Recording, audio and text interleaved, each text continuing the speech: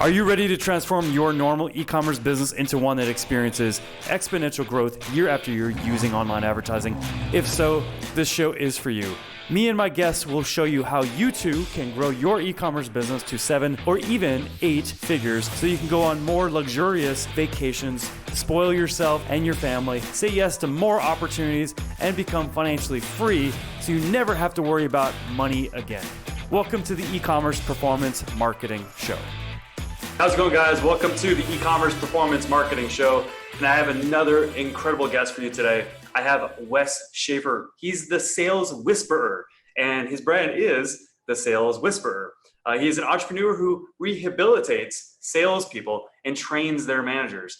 He's a reassuringly expensive copywriter, sought-after speaker, and marketing automation expert. He's also the author of 2.5 books on sales, marketing, and CRMs. Host of the Sales Podcast, host of the CRM Sushi Podcast, and he will help you grow by mastering the overlooked truth in life that to make any sale, you must make every sale. So Wes, welcome to the show.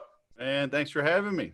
Yeah, appreciate it, man. Appreciate it, man. Let's kick things off by you just telling the audience a little bit about your story, your background, and how you got started and what led to today. Man, I was a highly trained sales and marketing expert in the Air Force. Nah, I was in the Air Force and it had nothing to do with sales and marketing, right? And I had a wife, we had a baby, another one on the way, and I'd left the Air Force and jumped into commission sales. Okay. It was 1997, lots of ups and downs, fighting through the .com implosion, survived that. And it was just so chaotic though. I was like, man, if things are going to be this hectic working for someone else, like I can be hectic working for myself. Right. So 2006, I bought the domain name, the Sales Whisperer, started laying the foundation. And by 2007, we were off and running. That's awesome. That's cool. What was your job in the Air Force? I was a meteorologist. Ooh, okay. So you're an expert on the weather. See, I was good at just totally lying and making people think that I knew what I was talking about. So I was a natural for sales and marketing. Nice. That's awesome. So you were basically helping us air traffic controllers, because that was my job in the military. You were helping us know the weather so we could pass it on to the pilots that we were speaking to as we were basically managing our airspace. That's it. Yeah. But they never listened to us. So I got out because nobody would ever listen to me. Then I got married and had kids and people still don't listen to me. Then I got a dog and they really don't listen to me. So, I mean, I have issues, man. I hear you. I'm actually getting an Air Force insignia right here in honor of my grandfather who just passed away. So nice. Yeah. Well, cool, man. Well, so what got you started? I know that was, you told us like a small story there, but what really got you started at that point back in 2006 when you started your brand and what's led to where you're at today, where you're a very successful author, entrepreneur, managing multiple podcasts. If you could maybe tell more of your story there, that'd be great. Well, like I said, I mean, I was working for others and I found myself in the technology space and it was just very chaotic. I mean, I was recruited in like June of 2000, we didn't realize it, but basically the NASDAQ had topped, it had peaked and it was just so chaotic, so many bankruptcies and just, it was a mess, but I was in that space for 4 years. I finally got laid off. The company ended up going out of business, getting acquired. I got chopped up and pieced out. The former president of the company I worked for became the CEO of another startup. So before my, what do they call it when they lay you off and they pay you for a little while, whatever that word is. Yeah. I have COVID brain, so I'm forgetting. No, I know. I can't remember what it's called either. Yeah. I haven't had COVID. So that I ended up as a salesman, this new startup, and I was with them for 3 years. And same thing. They still exist actually, but we grew to 60 or 70 people. I think now it's an 11-person company. So going through that chaos, right? I was always working on things, working on myself, learning. I was reading, I was investing in courses. And I actually signed up for a 12-week sales training program in early '06. I liked the guy so much, I hired him as my sales coach, and then I became his Who was it? What's that? Who was it? A guy out in Florida named Steve Clark. Okay. And I became his first licensee, and that's what laid the groundwork to start the Sales Whisperer. Okay, nice. That's awesome. And then what's your sweet spot now? Like, who do you help? How do you help them? What are your services comprised of? Stuff like that. I've never really had a niche. I got started with Infusionsoft. I bought it for myself in '08 and became a partner, so it's a very broad niche, right? Working with small businesses, but not a particular industry. Mm-hmm. I added Entreport and ActiveCampaign and HubSpot to the tools that I work with and help people. So, now I help small and medium businesses either find the right tool and get started, or optimize the tools that they have. And it's funny because things are kind of, they ebb and flow. When I started, I was just doing pure sales training. Then I got into the tech and the marketing side and the CRMs and marketing automation. And I'm doing a lot more just pure sales training now, going along with it. I think people realize that technology, it's not new anymore. All of these affiliate marketing, retargeting, marketing automation, voice broadcast, SMS, blah, blah, blah. Yep. They realize at the end of the day, underneath all that, you're selling. Yep. Right. You're selling people to click your link. You're selling people to read the entire offer. You're selling them to opt in, to learn more. And, it's a whole sales. And so, and especially on a higher ticket sale, usually that requires getting on the phone, getting on a Zoom call. Absolutely. And to wrap things up.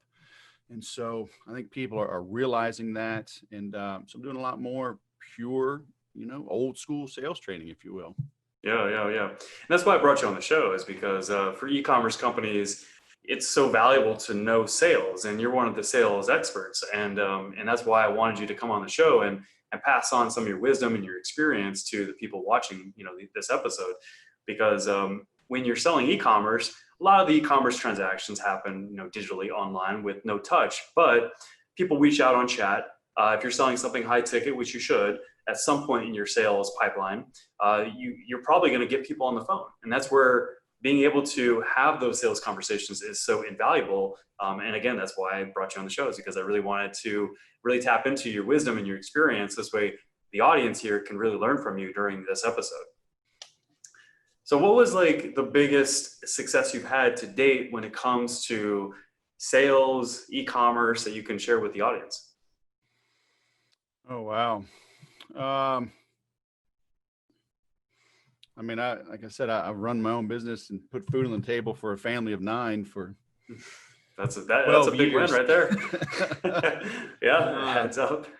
Like selling HubSpot and Infusionsoft. I've had, $60,000 and $80,000 sales on HubSpot, and doing it remotely.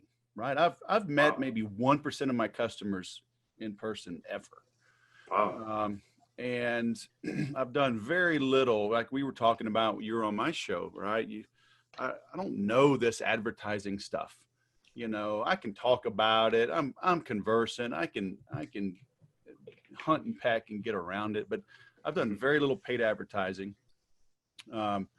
I've done 99% of my business has been organic and referral, SEO, and driving people, to a landing page, to a squeeze page, to the free report, to the webinar. I'm constantly testing, to see what works, and trying to be everywhere, right? Yep. Two podcasts. I have a couple of quizzes, online tools that people can take. I'm trying to meet them where they are, right? And walk them through the process. Multimedia, multi-step. I do video emails to connect with people. I've written a couple of books. So I'll mail something to you. I'll mail a physical book, physical CDs, even though like I have to get the external CD, DVD drive to plug it into my Mac to even install something. I know. But the mere fact that some people get something in the mail, right, it stands out. Right. So understanding how to combine all that, and like I said, I've done that. I've worked from home the entire time, no employees. I've had contractors, still have contractors that'll do, I can outsource things to, but, I've kept my costs low. I've kept my margins high. And so it's enabled me, to grow the way that I want to grow. And I could be bigger now than I am, but, I like being home, even before COVID, right? I didn't travel because I didn't want to. For 3.5 years, I've trained jujitsu and 5 and 6 days a week for 3 hours at a time, right? Wow. In the middle of the day. Yeah. Right? I mean, that's at awesome. 11:30 today, I will get up from my desk, get my water bottle, grab my stuff. Yep. And I won't be back home till almost 2, and then I'll shower and eat. So, I mean, it's about a 3-hour chunk out of middle of my day. People, oh, can we meet? No, I got an appointment. I don't have to tell them it's an appointment with myself. It's an appointment with some dudes that want to kill me. Yeah. But I do have an appointment, at noon. Yeah. So, well, I mean, you're highlighting something that's important because, like, for example, I've got a friend of mine that she was one of the main people responsible for this e-commerce brand scaling to a 9-figure valuation. And she was saying at one point that she had a choice, her and her business partner that grew this business. They had a choice at one point. Should they somewhat stay small and, manage their quality of life basically, instead of letting things like really scale where they're working 16, 18 hours to get it to that point?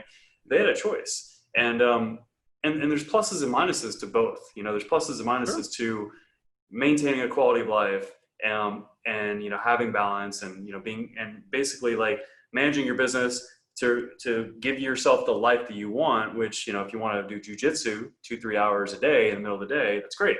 Right. You have a choice, and so e-commerce business owners too, they do have a choice as well, because when you get your business to a point where you're fairly successful, you're seeing like consistent profits, you're seeing consistent growth, but it's not like exponential where you're hustling 16, 18 hours a day to get to that 8 figures or more, but it's still a very successful business. You could keep it that way, and you can basically, have a similar life to what you're sharing with us, where you have a good balance between, work and life, where you can, spend 2-3 hours with something you love during the middle of the day, or you can, spend time with your 9 kids, and have a great life and have a great income, What's that? 7 kids. Oh, 7. I think you said 9. Oh, okay. Family of 9. Family of 9. My bad. Okay. I'm like, you know what? I just gave you 2 more kids, man. What are you gonna do man, now? Look, 9 kids is a lot. I mean, 7, like that's no sweat. Well, I guess. Hey, for you, maybe, because you're Wes Schaeffer, though. Because of my wife. Yeah, that's true. Hey, you know what? That's a good man right there. Giving credit to your wife. I always tell people, if it was just me, all the kids probably would already be dead, but we'd have great videos of what we did to kill one another. So I mean, there's kind of a little give and take there. So my wife keeps us alive, and I create crazy memories like, why did you think that was a good idea? But hey, I'm glad we lived through that. That's awesome. Well, cool, man. Well, what are some strategies when it comes to sales, that you could pass on to the audience today? Ideally, we want to have around 3 strategies that the people watching this episode can take and they can use, in their sales conversations to have better, effective sales conversations and get more sales. One, talking about like in my intro, right? I talk about to make any sale, you must make every sale. And people think, they'll want to argue that you can't make every sale. I'm like, here's what this means. One is your goal should be to make every sale, every valid sale, right? Every true opportunity where it makes sense to do business. But the underlying concept behind that is, before someone hands over their money, there's a bunch of little, micro commitments, little baby yeses. And I equate it to dating. I literally met my wife at a country bar, 25, 26 years ago. And so before I showed up, 2 or 3 hours, 2 or 3 days before I go to the bar, right? I go make sure my clothes are clean, right? Back then, mid 90s, we're wearing, the Wranglers, the starched Wranglers, starched, button down shirts. So my clothes are clean. I showered, I shaved, I put on cologne, but not too much cologne, right? So all of those, I'm stacking the odds in my favor. I knew how to dance, stacking the odds in my favor. But literally how I approached my wife was a sale, right? I didn't walk up and slap her on the butt, I didn't grab her from behind and spin her around. I didn't grab her arm and say, "You're coming dancing with me, little lady." So how I approach, how do I ask? How, all of those are little sales. And then how do we dance? Was it dirty dancing, right? Was it crazy? Was it appropriate? Each of those were little sales. So to make the ultimate sale, getting married, I had to make all those little sales. And so in your business, everything matters. Your social media content, your web design, your logo, how do you communicate with people? Are there typos in your free report? Do you show up late for your own webinar? All of those, so to make any sale, you must make every sale. All of those things must work. Have you gone through your presentation? Have you timed it? Have you practiced it? Are the transitions good? So you need to understand it's, sales is a zero-sum game. And what I mean by that is if I am just 1% better than you, I get 100% of the commission. Right. And so this isn't professional golf where, second place guy still makes $500,000.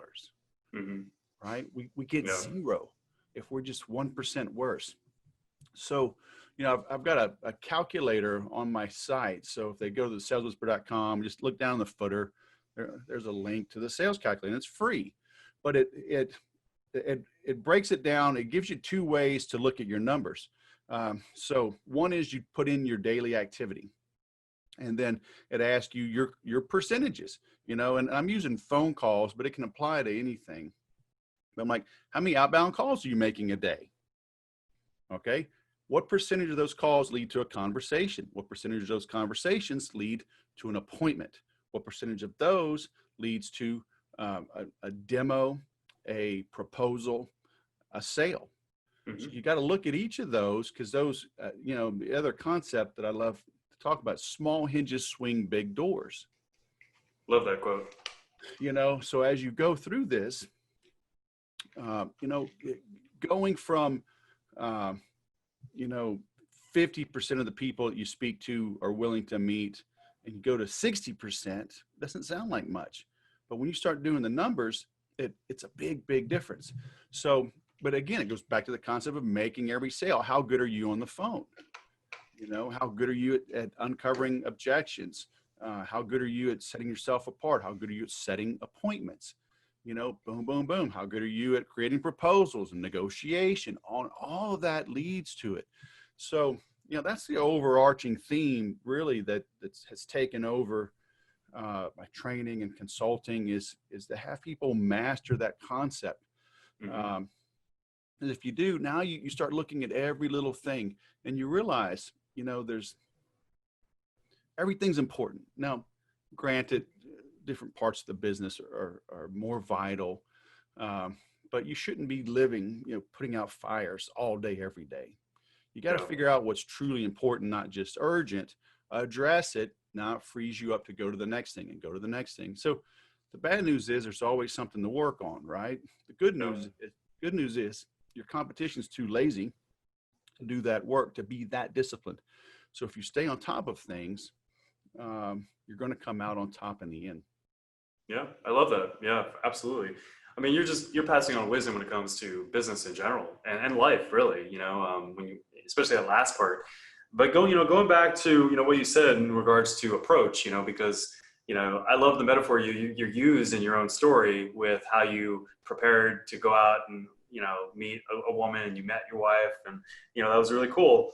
Relating that to approaching a sales conversation, what are some of the, almost like hacks that someone should apply to their preparation for taking on a sales call that you've seen work really well when it comes to being prepared, jumping on the phone, and having a really great sales conversation? Well, it's understanding your role in sales, which is, it sounds kind of crazy, but I call it hurt and rescue. Okay, our job is to make the prospect uncomfortable and to be comfortable being in the presence of someone we're making uncomfortable. Mm-hmm. The analogy I use, like when you go to the doctor, right? They understand that the exam room is cold, the paper on that exam table is crinkly and not comfortable, and the robe doesn't always really close and tighten up in the very back the way that you would prefer. So you're uncomfortable. Doctor doesn't care. All that's done for a reason, so they can get to you and conduct a thorough examination, so they can get a thorough diagnosis, and give an accurate prescription. So typical salespeople, they want to yap. They want to have a 3-hour meeting and show you just how smart they are and how good their program is. And none of that matters if you haven't found the hot button for that prospect. If I go in, to the doctor because my shoulder hurts and he wants to give me a 2-hour demo of how the gallbladder works, how to address kidney stones, I'm like, I don't have kidney stones. My gallbladder's fine. I got to go. Yeah. That's how salespeople are. Yeah. Right. And so we need to uncover the true pain, the real issue that the prospect's having. In the medical community, it's obvious, right? Yeah, hey, can I come in? May I ask what this call is regarding? Okay, what's going on with you? Right? Well, I got a rash, or my knee's hurting, or got a stuffy nose and it's not going away. So they know kind of what's going on. They don't know why. Okay, maybe you have COVID, right? Maybe you just have a sinus infection. Maybe you just have allergies. So we got to dig in. So with your prospects, you can't be so desperate and hungry that you'll just talk to anyone at any time for as long as they want to. Okay, my default meeting is 15 minutes. Okay, that's efficient. My next default is 25 minutes, and the longest is 50 minutes, right? Not 30 minutes, not 1 hour. Okay, and so I'm letting them know that my time is just as valuable as theirs. Mm-hmm. And when I have shorter meetings, they're more anxious and attentive, right? And willing to open up a little bit more because they know time is of the essence. And they also know, you'll see a salesperson just sit there, hey, let's extend the meeting. Let's go to lunch. I'll buy you lunch. They just want to be in front of that person, like ingratiating themselves to them. It's like, hell no. You got to understand the value that you bring. Right. What problems do you really solve? Yep. And tell them straight up, hey, if I don't find a pain, if I don't find something I'm an expert at helping, I'll tell you, and we'll wrap up this meeting. I got other things to do, man. I don't want to sit here either. Yeah. So you've got to have that approach, and there's ways to tee things up. Again, to make any sale, you must make every sale. What type of information are you providing? Are they convinced that you know what the hell you're doing, right? And then are they voluntarily like picking a time to meet? All that stacks the odds in your favor. Definitely. So when you get sales conversations, this part I'm really curious about. Do you then, how do you have them choose which time frame they're going to use, 15, 30 minutes or so? Do you funnel everybody to a 15-minute call, 30-minute call, or what's the basis for that? Yeah, if they hit my website and go through that little quick funnel to me, then that's just 15 minutes. Okay, that's an initial conversation. Got it. Just to see what's going on. Okay. Now, nice. now we start talking. Like, yeah, I'm interested in Fusionsoft, HubSpot, sales training, blah, blah, blah. Okay, great. Then we set a meeting. Now I'm like, okay, who are we meeting with? You know, Josh, thanks for reaching out. Tell me a little about more what's going on, you know, and it's, you know, how do you ask these questions without being offensive, right? Josh, are you the decision maker? Do you have budget? Because, you know, I only deal with big companies and decision makers, people with a lot of money. And if you're just a little guy that's posing, you know, we need to end this call right now because you're a loser and I'm super important and I'm a big fancy guy. That ain't going to go very well, right? No. Yeah.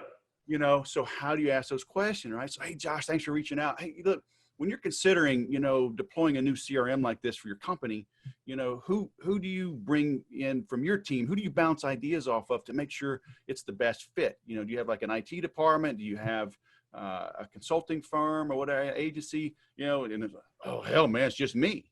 Oh, okay, good.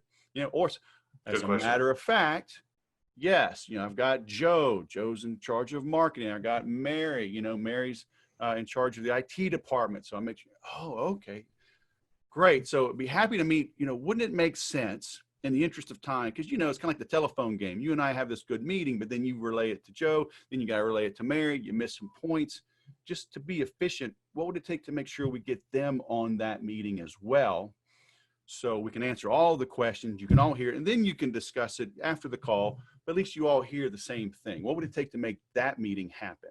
Right, so I'm gonna push for that. Why? Because so now I know who the decision makers are. I want to take away the I want to think it over. Right. Yep. Okay. Absolutely. So smart. You know, but if you tell me, hey man, it's just me, and then we wrap it, yeah, I want to think it over.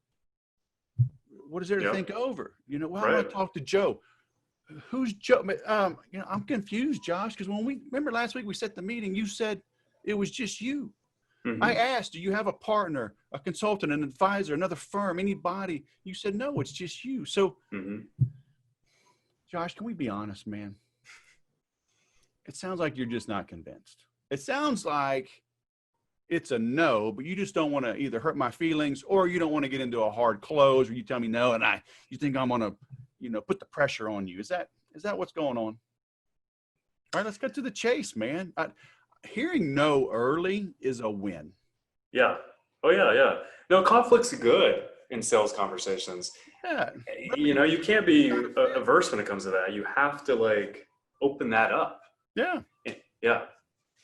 And you know, and maybe it was something I said, whatever. Maybe a lot of times, right? If I did a lot of good pre-qualification ahead of time, a lot of times the reason you're saying no is a misunderstanding. You misheard something. Yeah. Right. Oh yeah. That's not a fit because, you know, I can't. Yeah. You know, that HubSpot. Yeah. They charge a lot per user. And I, whoa. They don't charge per user. What? You know, or the other, you know, yeah, you misunderstand something. Oh my gosh, man, I'm glad you brought that up. You know, so let's dig in. But again, it's assuming I've got a lot of content out there. People can do a lot of digging. When people reach out to me now, they're pretty well sold. Yeah. You know, because there's just so much information. They know me. They see all these videos and podcasts, and they're like, okay, I like this guy. I mean, I have too much content out there. Content's a good thing. Yeah. I mean, yeah, part of the strategy that we teach, you know, and we also help companies implement really uses a lot of valuable content on the front end when it comes to getting an audience and building that relationship and building trust. And, you know, content's key when it comes to building that trust leading up to someone going to a website and buying, or leading up to, like you said, a phone call where you're going to basically have a conversation with the goal to sell them whatever your product is. Yeah. Yeah. And I'm literally, I don't care if I make the sale. Okay. Yes. I want to make every single sale, right? I want all the commission, all the money, you know, but all right, maybe I'm upset for 5 minutes. Fine. I'll go to jujitsu. I'll choke somebody out. I'll get over it. You know, so you can't be too wrapped up in the results. All we can control is our own effort. Right. Okay. I can't force you to buy from me. Yes, I'd love for you to buy from me. I'd love for you to buy the Mac Daddy Platinum Titanium Double Diamond package with extended warranty and, triple titanium support, but maybe you just buy the silver package. Okay, fine. I can't force you, but I can force myself to go to bed early so I can wake up early, so I can get my day started, so I can clear my head, so I can do effective work, so I can make a good webinar, a good report, and next training content, what have you. And that starts to stack the odds in my favor.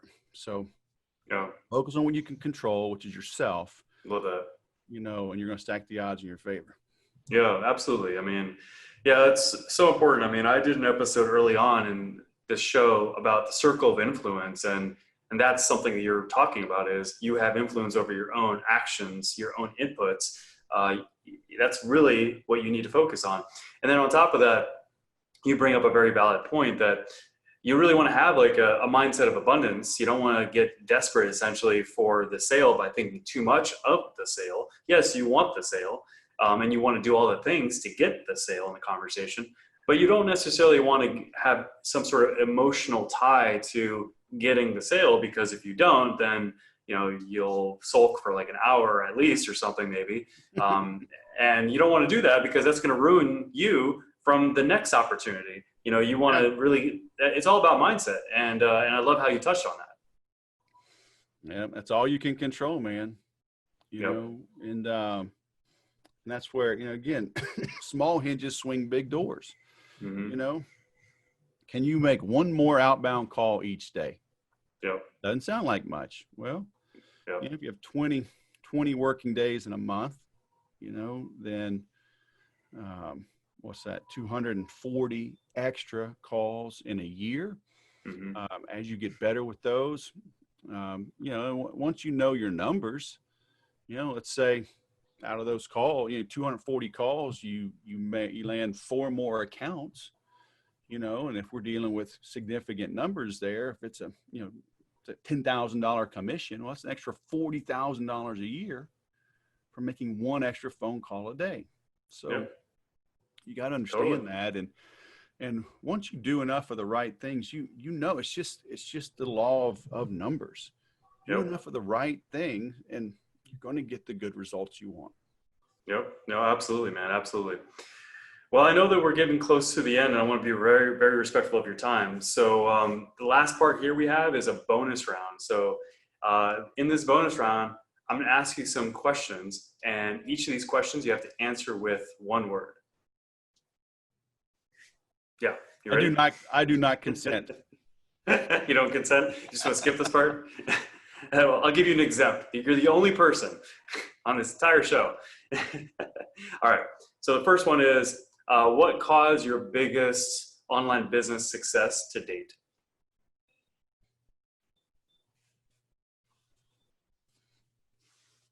One word? One word. Automation.